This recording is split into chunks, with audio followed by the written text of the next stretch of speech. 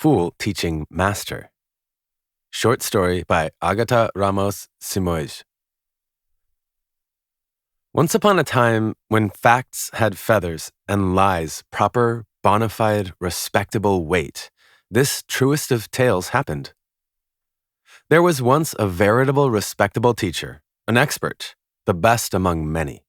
His name was Gil.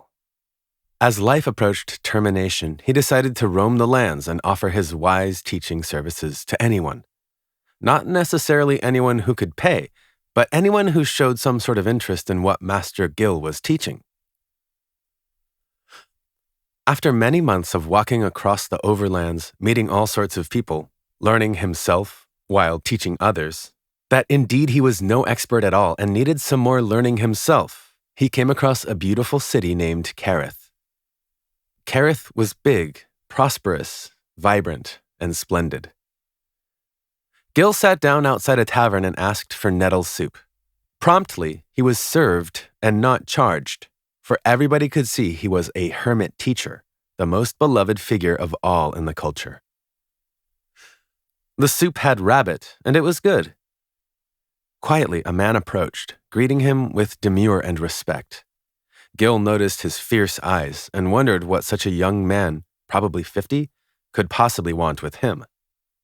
Gil saw a merchant, a devotee of money and materialistic things who had no place in life for spirituality or further knowledge which could not be turned into currency.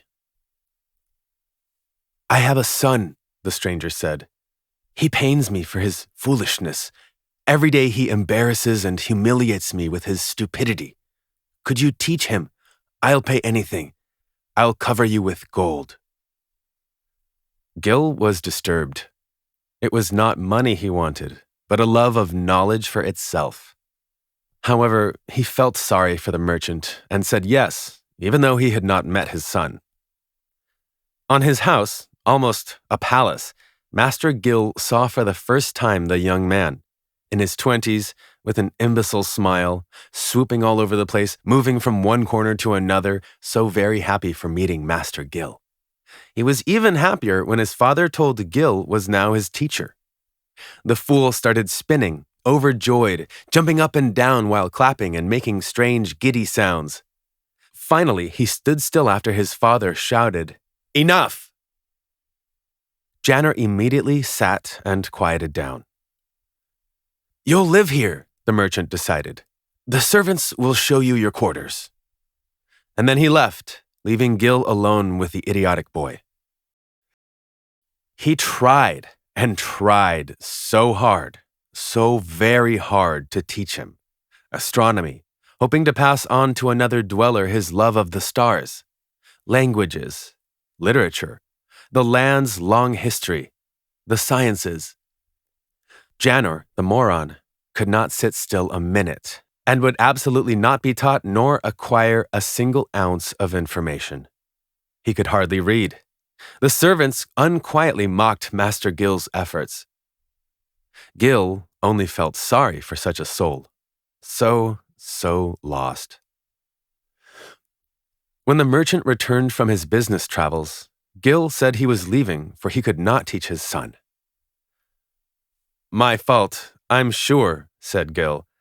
"A better teacher than me will appear, and Janor will make a dignified progress."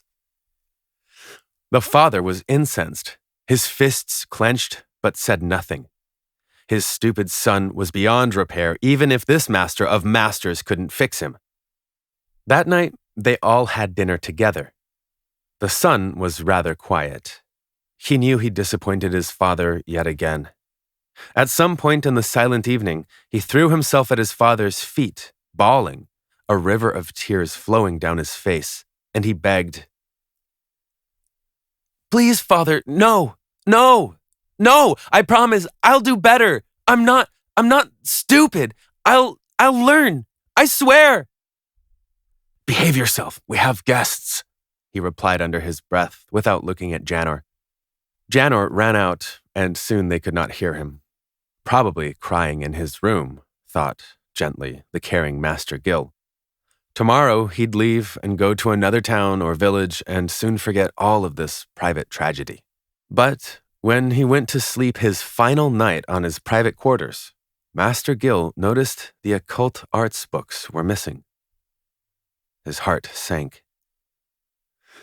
He knew the young man had taken them, and one in particular.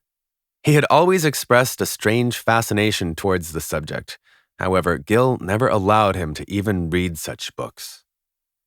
Janner didn't possess the character, the self-discipline, the respect for the unseen world, or, quite frankly, the brightness to handle such dark matters.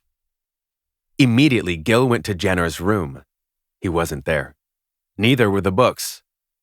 There was no need to ponder where he could be, for the answer was clear. A multitude of fires broke in the land.